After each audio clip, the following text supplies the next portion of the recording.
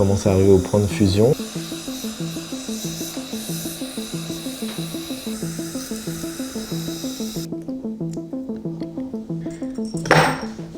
Ok, donc là j'ai mon lingot. Cette tige de métal, elle a été faite juste pour faire un ajustage dans cette pierre. C'est pas encore les pièces définitives, mais ça va être quelque chose comme ça où il va y avoir un rythme entre lapis lazuli et météorite et d'autres éléments qui sont pas là. Ce sera des diamants bruts.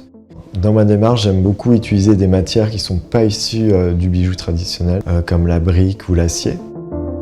Et par exemple des pierres ornementales comme le lapis lazuli, la malachite, l'onyx.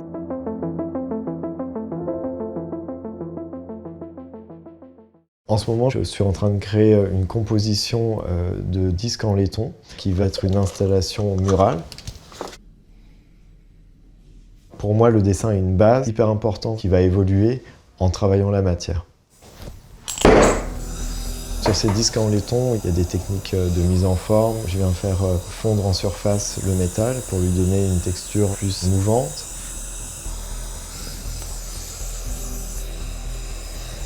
J'ai aussi fait couler du métal en fusion sur ces disques-là pour créer du relief. Il va y avoir des disques en acier damassé, des disques en laiton, des disques en cuivre. Et je vais travailler aussi sur les patines du métal pour qu'elles soient un peu toutes différentes et créer une composition où chaque pièce est unique.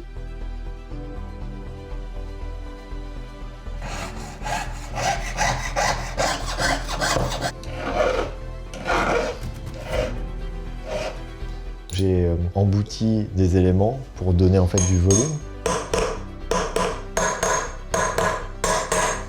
Créer des reflets sur ces reliefs-là et créer en fait du contraste entre les mats et les brillants, entre le dessin et la maquette et le projet final.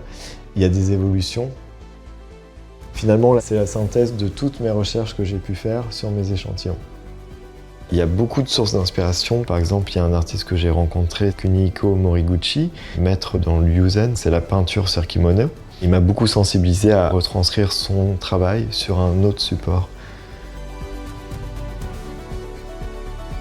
Il y a d'autres artistes comme Soulage qui a exploré le métal, qui a exploré les estampes, comment retranscrire des matières aussi sur un tableau. Tout ça, c'est des références et c'est des sources d'inspiration qui sont assez présentes dans mon travail, sans pour autant copier, mais plutôt à m'inspirer, à réinterpréter. En fait, j'aime beaucoup aussi détourner l'usage d'un outil. Par exemple, pour un marteau qui a la vocation à mettre en forme ou à créer un martelage, je viens déstructurer ce plat en le limant et du coup, cette texture-là vient s'appliquer directement sur le métal. Et ça donne des effets vraiment aléatoires.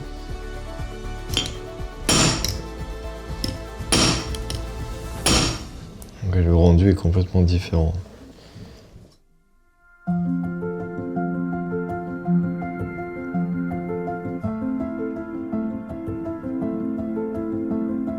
En fait, j'ai voulu créer une texturothèque. Ces échantillons, ils ont pour but de me rappeler ce que j'ai pu faire en travail de texture. Ça va me permettre d'archiver ces textures et lorsque je vais faire un projet, je regarde ce qui marche bien, je les combine ensemble, je les compare, je les hyperpose pour voir s'il ne peut pas y avoir un mariage intéressant entre deux textures.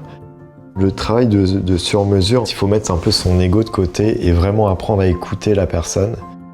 J'ai l'idée, avec toutes ces textures-là, c'est que aussi chacun puisse se les approprier. Les gens vont tout de suite sélectionner des textures en main, les prendre, les toucher, et ça va leur permettre de se projeter plus facilement dans le bijou fini. L'idée, c'est de comprendre quelle zone elle aime et que je vais retranscrire quelque part sur le bijou, soit de façon subtile, soit de façon visible. On va dire ces texturothèques vont m'aider à définir la sensibilité de la personne. Avec Black Garden, j'ai voulu re-questionner le statut du bijou lorsqu'il n'est pas porté et réinterpréter l'usage de l'écrin. Donc en fait, j'ai créé comme un tableau.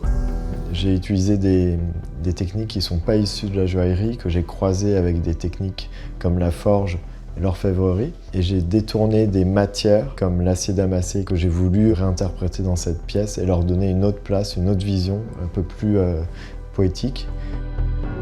Et j'ai utilisé de la ferrite aimantée pour donner un côté sensoriel à la pièce. Donc en fait, la personne va vouloir jouer avec, vouloir la manipuler, et je trouvais ça intéressant que chacun puisse sculpter, finir de modeler en fait la sculpture et qu'elle soit mouvante et qu'elle évolue avec le temps.